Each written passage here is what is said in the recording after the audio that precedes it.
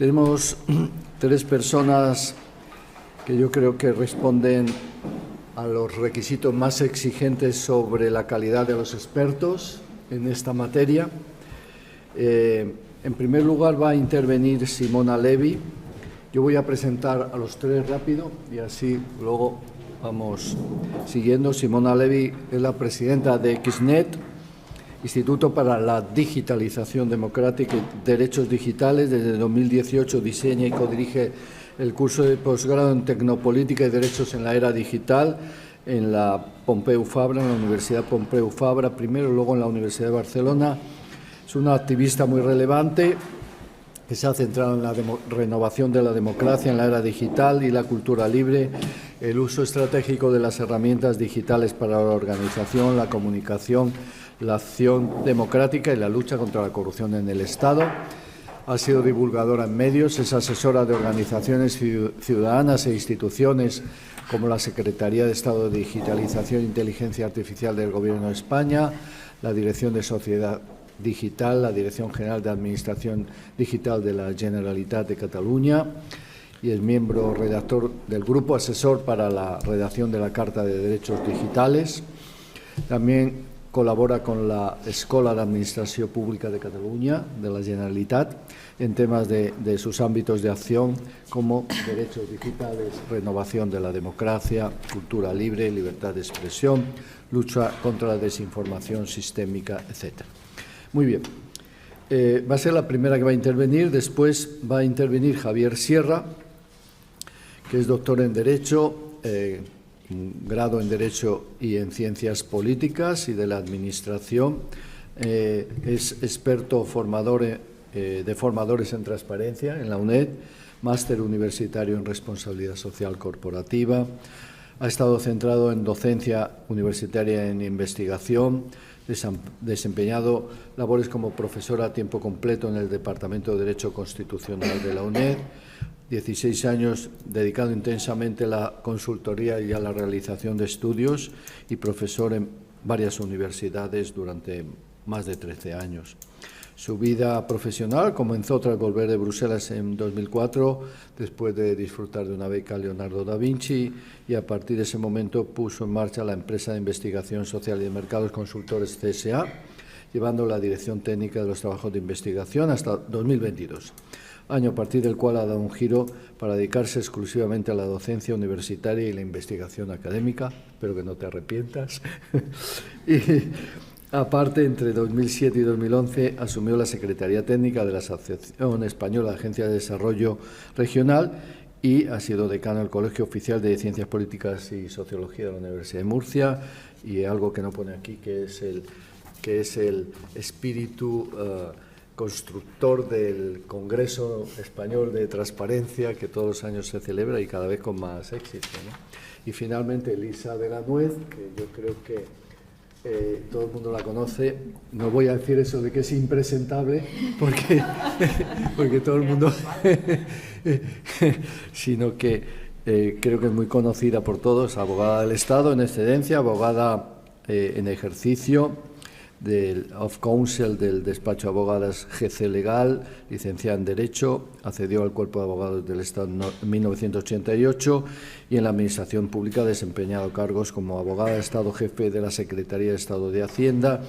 subdirectora general de Asuntos Consultivos y Contenciosos del Servicio Jurídico de la Agencia Estatal de Administración Tributaria, abogada del Estado en el Ministerio de Justicia, impartido docencia en ICADE, en Complutense, la Universidad San Pablo CEU, en el Instituto de Estudios Fiscales, en ESADE, y en el 2010 fundó, junto con otros juristas, el blog Hay Derecho, que es un blog ciertamente de referencia en España sobre la actualidad jurídica y política, y en 2015 ya se creó la Fundación Hay Derecho para la defensa del Estado de Derecho, la promoción de la transparencia, el fortalecimiento institucional, la lucha contra la corrupción, de la que es secretaria general. Y en las últimas semanas la Fundación Hay Derecho, como bien sabéis, ha trabajado analizando la ley de protección de denunciantes, aparte de haber hecho recientemente un estudio sobre, ahora que hemos estado hablando de ello, sobre el Rule of Law Report de la Unión Europea, que ha sido muy muy seguido e incluso la Unión Europea lo ha incorporado como un documento estratégico para la construcción del siguiente Rule of Law Report para el año que viene. Muy bien, pues empezamos con Simona cuando quiera. Gracias. Bueno, muchísimas gracias a la organización por invitarme, en concreto a Manuel, porque ahora os diré, también hoy se ha hablado mucho de sociedad civil, que es importante que esté la sociedad civil, etcétera, etcétera, pero en realidad la sociedad civil no es muy representada en muchas de estas cuestiones que hemos estado hablando.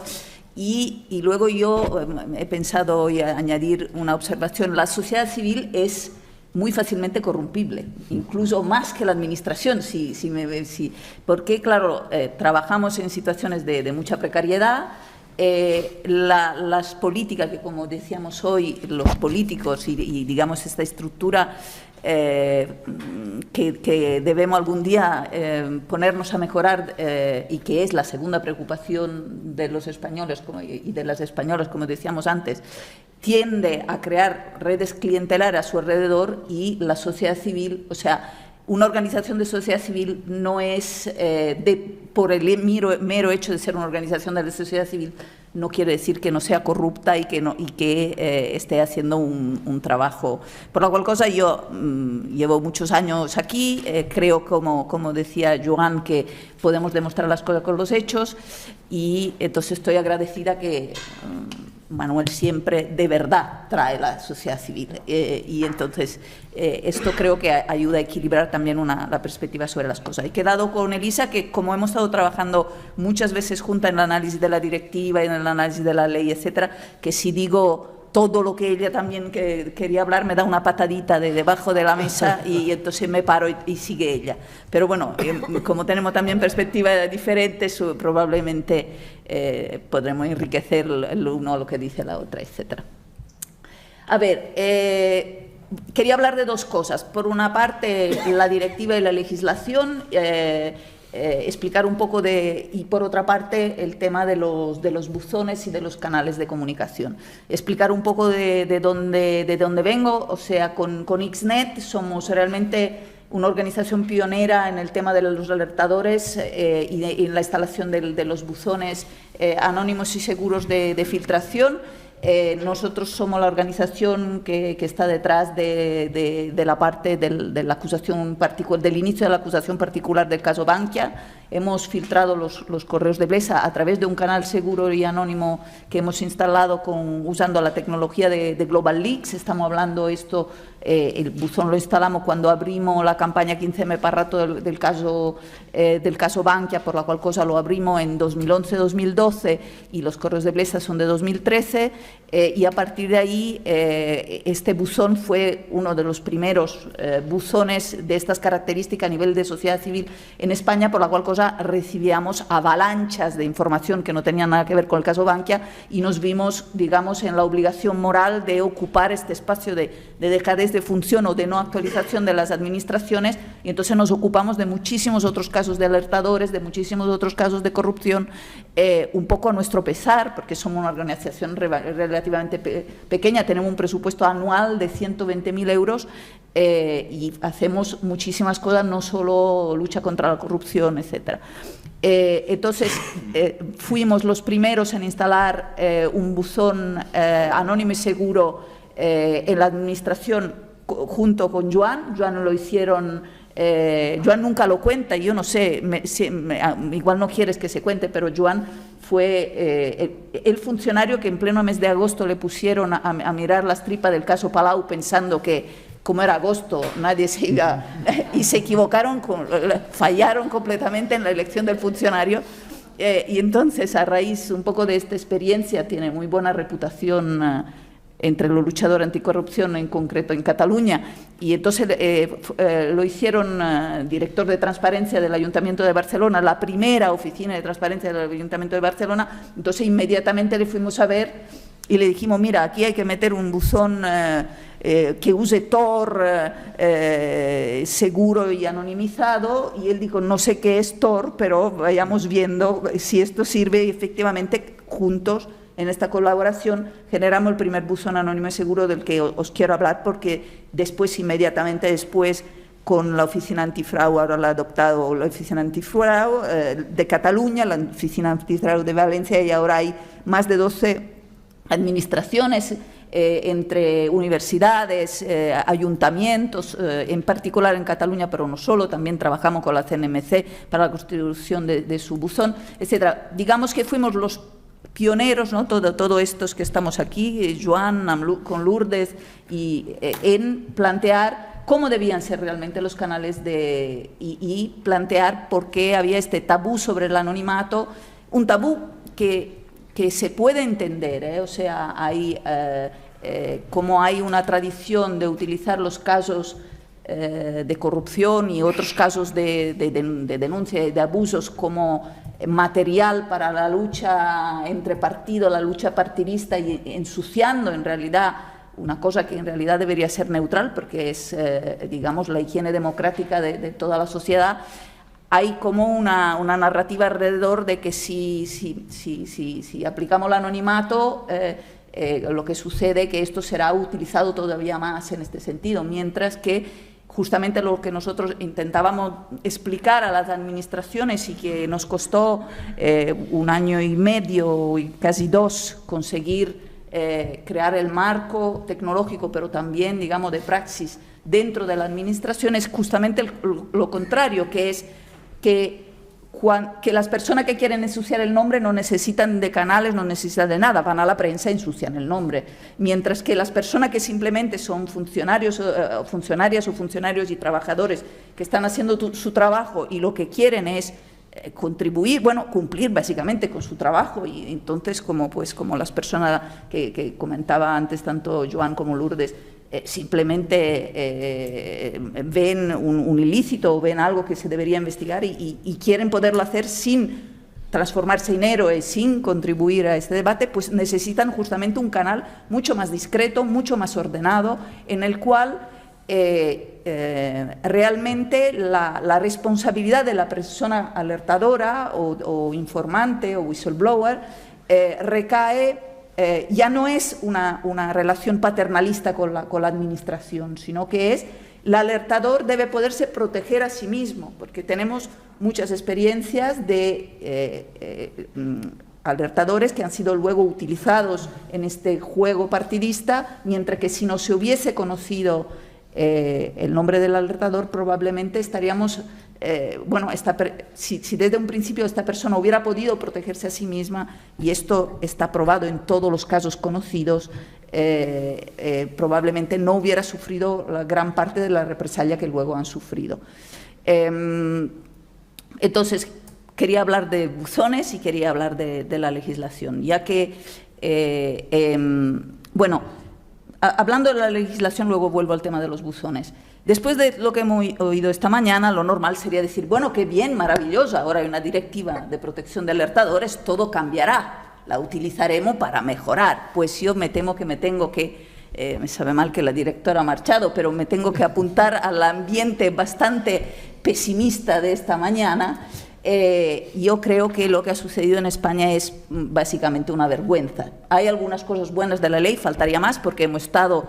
muchísima gente, no muchísimísima, pero muchas organizaciones, muchas personas hemos estado en estos últimos años desde la aprobación de la directiva organizándonos, aportando enmiendas, escribiendo en colaboración, cada uno por su camino, incluso nos hemos peleado entre nosotros cuál era el camino mejor, y si todo este esfuerzo ha llevado a las ínfimas mejoras del texto original, realmente esto de considerar a la sociedad civil o los especialistas en la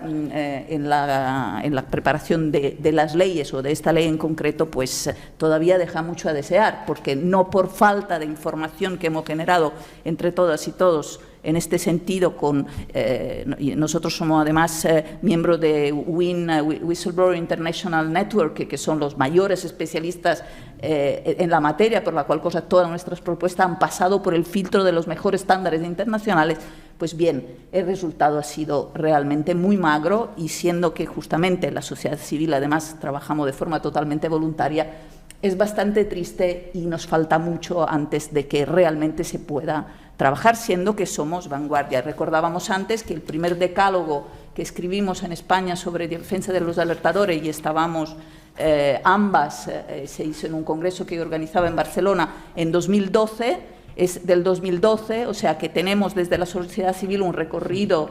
Y cuando hablo de sociedad civil, yo incluyo también otras organizaciones independientes como las agencias antifraude, que están haciendo un trabajo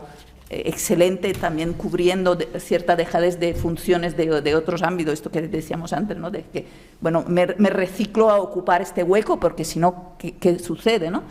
En fin, entonces, tengo que decir que la ley española, sabiendo todo lo que sabemos, siendo tan alarmante la situación como se ha descrito en la mesa anterior, es una vergüenza. ¿Por qué? Vayamos a lo concreto. Primero las cosas más graves, luego si me queda algo de tiempo podemos entrar en algunas cosas más minuciosas. Pero primero de todo, cubre, o sea, básicamente, para hacer un spoiler final de las conclusiones, cubre el expediente mínimo, aunque con Wynne hemos escrito una carta diciendo que probablemente algunos extremos incluso son impugnables de no cumplimiento con los principios de la directiva, pero bueno, digamos que tendencialmente cubre con el expediente mínimo para abajo, o sea, hago lo mínimo posible para cumplir con la directiva y todo lo demás lo dejo como es.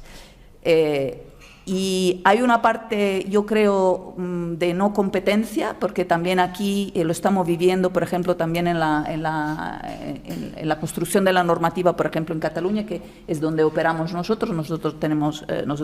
sede en Barcelona. Se tiende, una vez más, a encargar a personas de una cierta órbita, con un cierto, para dar un perfil a quien hace el encargo, a la institución que hace el encargo, y no se tiene en cuenta la sociedad civil y no se tiene en cuenta sobre todo la competencia. O sea, es una materia particularmente delicada en que se tiene que tener conocimiento sobre el terreno de cómo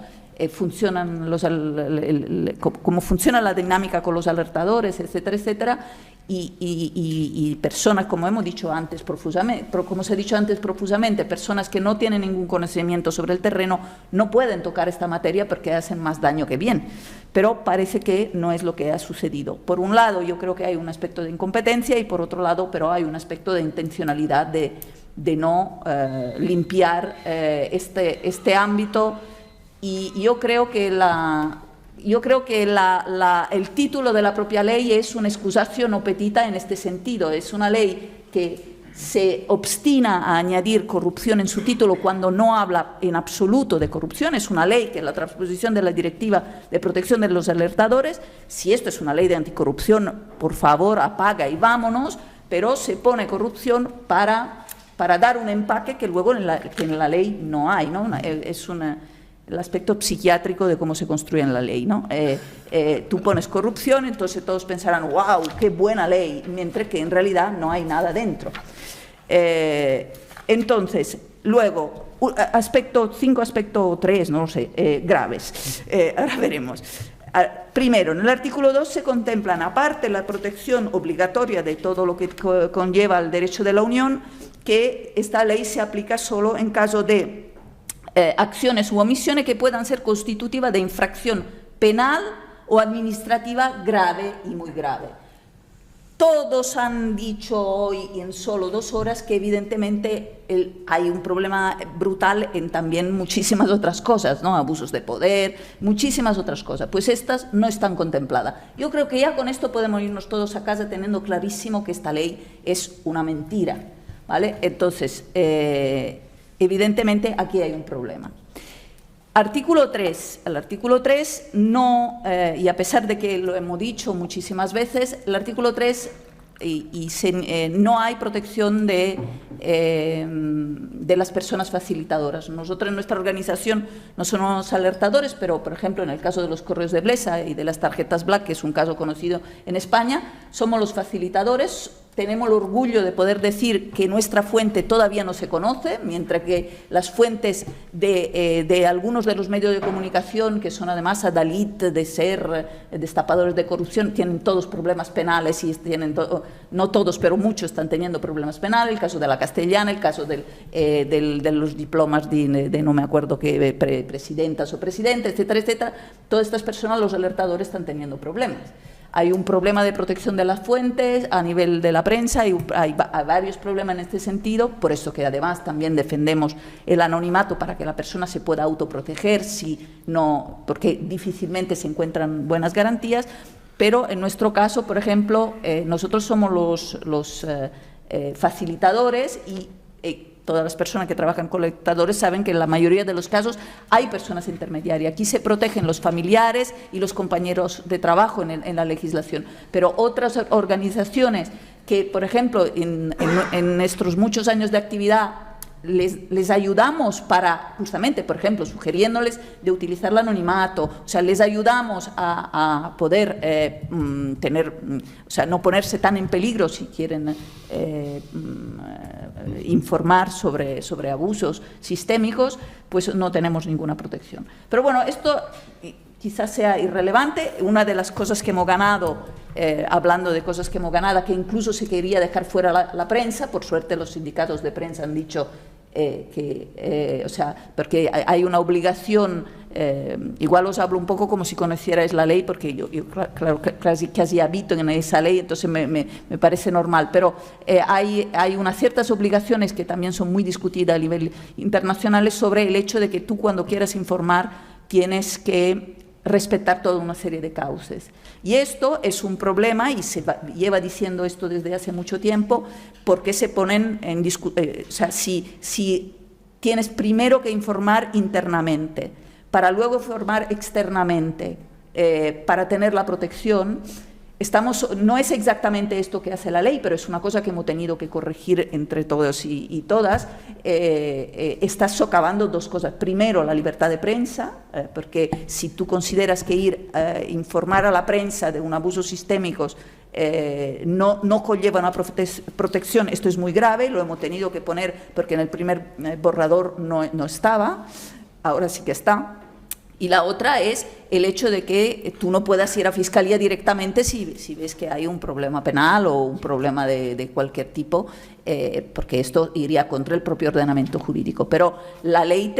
tiende a obligar a unos canales que en realidad, además, en la práctica se ha visto que no son eficientes. Dos cosas más. Se ha hablado de esto antes, la responsabilidad penal. Esto también es muy grave respecto a los estándares internacionales, o sea, lo que estamos defendiendo, o sea, escándalos como los correos de Blesa, LuxLeaks, Snowden, Falciani, o sea, todos estos escándalos, sí, y la ley la mantiene, la responsabilidad penal, la persona no hubiera podido, no merece, el caso Macià, mencionado antes, la persona no merece protección porque de alguna manera ha sustraído, o ni siquiera ha sustraído, los cauces de su trabajo normal, digamos, no contemplan que hubiera podido acceder a este material,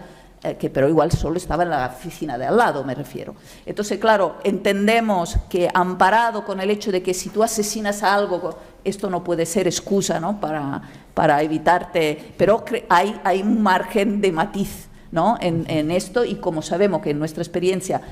sin poder acceder a información que no es estrictamente la que recibes en tu mesa de trabajo, no se hubieran podido destapar la gran mayoría de los casos de corrupción o de otros tipos de abuso en ámbito medioambiental, etcétera,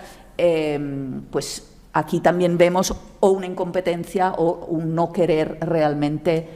operar para que las cosas cambien. Creo que con esto te dejo bastantes cosas, ¿eh? Sí. Te dejo, creo que he cumplido con mi tiempo, sí. Me paro aquí. Muchas gracias. Muchas gracias.